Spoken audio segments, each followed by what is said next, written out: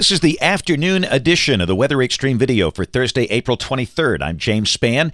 Alabama's weather looking very active over the course of the next 7 days. The immediate headline, the potential for severe weather on Saturday. Now let's take a look at things this afternoon. The old subtropical jet stream coming into play. Little wave in that, pushing some light rain into the state. You can see a trough back over the Southwest U.S. and a cold upper trough over the Northeast. That was a radar this afternoon that was taken at 1:19. Some light rain moving into the Birmingham metro from the west. That will be kind of scooting across the north-central counties of the state this afternoon, diminishing with time. The air is dry from Hamilton, Cullman, Gadsden north, so no rain up on that end of the state. And again, this won't last long, and the rain will not be heavy. And yes, indeed, it's cooler today. Look at those 50s on the board at mid-afternoon. Only 59 for Cullman and Fort Payne, 58 for Haleyville. Birmingham coming in at 61, but we warm up tomorrow. Highs go back in the 70s. We could see low 80s in here by Saturday as we get in the warm sector of a developing spring storm system. Up north, some freeze and frost advisories tonight.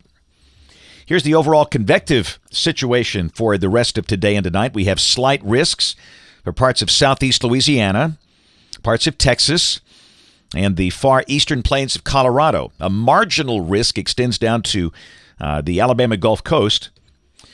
Tomorrow, we have enhanced risks of severe weather. One is around the Arklatex. One is just south of Kansas City.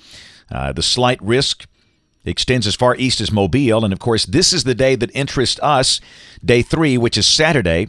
All of Alabama, all of Mississippi, and many of the adjacent states with the standard slight risk of severe weather. We'll see if we can unlock some of the mysteries of that here as we go along.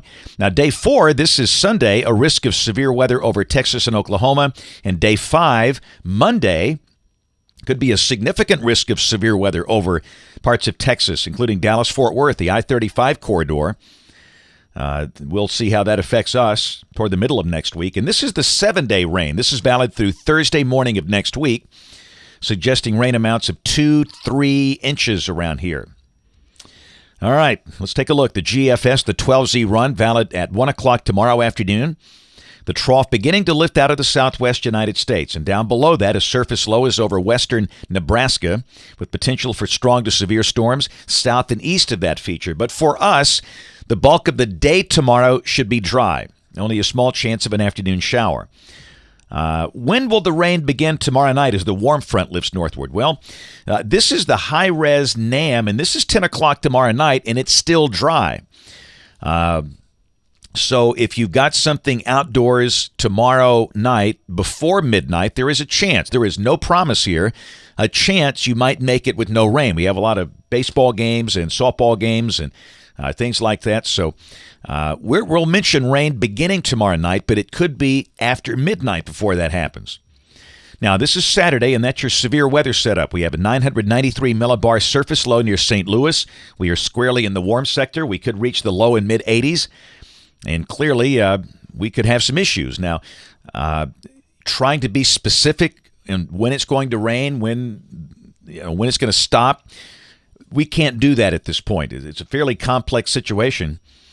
Let's look at some of the severe weather parameters. This is the surface-based CAPE coming off the NAM, and this is valid Saturday evening at 7 o'clock. And the instabilities are over 2,000 joules per kilogram, with even higher values over West Alabama, over 3,000 joules from Tuscaloosa west.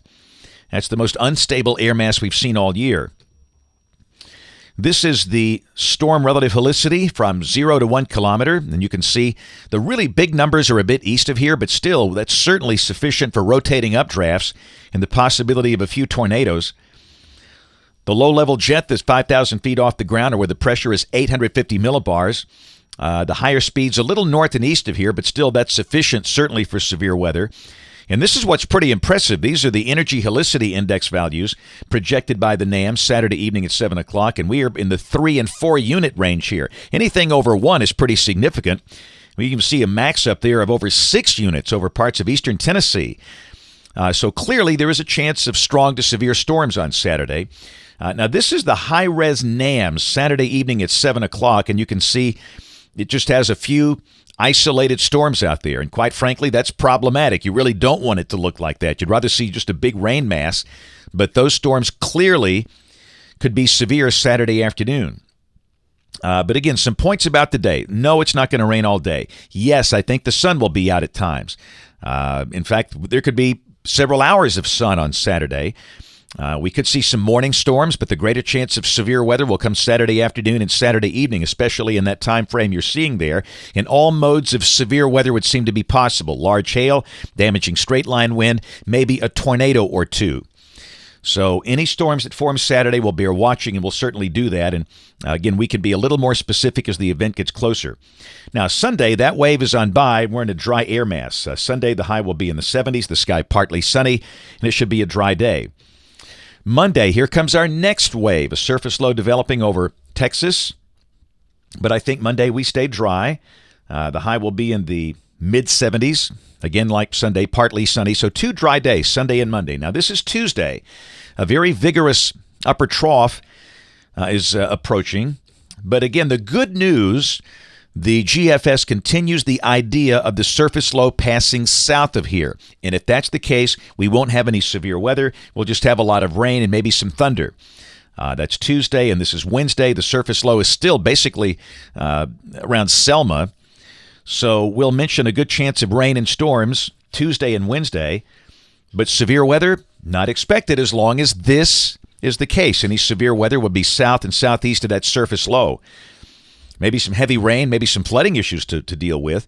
And this is Thursday. This is a week from today. That system is moving east and lifting out. We'll check the temperatures quickly coming off the ensemble. You can see we're peaking in the mid-80s. If this is right, Sunday we could do 85. I think that's a little overdone, but it's not out of the question. And we cool off by Tuesday and Wednesday with the upper trough coming through in the rain, and then go back in the 80s as we begin the month of May. That's it for the Weather Xtreme video this afternoon. We'll have notes in the blog. Next video here by 7 o'clock tomorrow morning. If you can't catch us this evening on the live stream or the television side, ABC 3340 News at 4, 5, 6, and 10. Thanks for watching. Have a great evening, and God bless.